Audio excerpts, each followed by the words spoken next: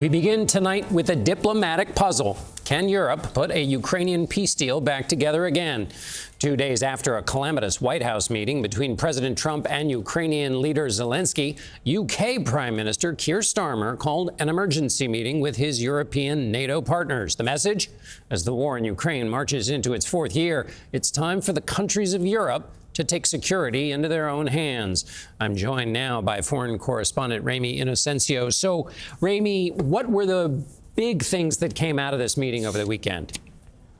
John, yeah, good to see you. Well, for starters, Prime Minister Starmer announced funding of £1.6 billion for Ukraine. That's about $2 billion US dollars, and that's to buy some 5,000 British air defense missiles. Germany also was in the news with a report that officials might be working on not one, but two funds to support Ukraine. And then there's France. The government there is floating a one-month partial ceasefire in French media, but the UK here says that there are still many different plans being discussed. Some of those include boots on the ground in Ukraine, and we're expecting more countries may make announcements on their own time. And these proposals are they've been forced into them, presumably?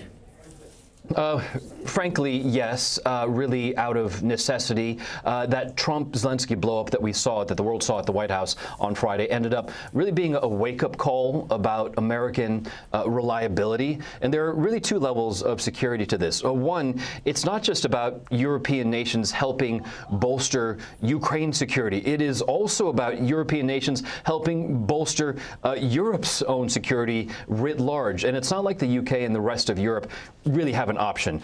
Anger at Trump, as we've already seen, would likely not get them very far. And so they have to go with this kind of flow, go with this pressure, whether they like it or not. So Trump's dressing down of Zelenskyy really was a reality check for America's allies. So what is that reality check in that larger perspective?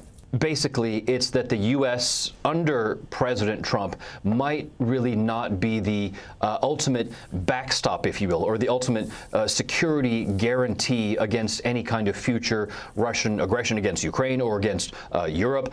For example, Ursula von der Leyen, who is president of the European Commission, said that the EU must help first Ukraine become what she called a steel porcupine, and that the EU writ large must urgently rearm itself. Take a listen to this.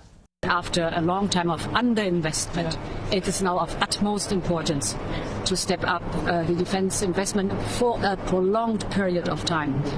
EU leaders are expected to unveil a defense package for Europe that also includes Ukraine. That's going to happen in Brussels, but there are many open questions right now. For example, one, how much assistance are they going to give? What weapons and potentially troop deployment, if any, and whether it will all be enough to counter Russia and, John, possibly without the United States.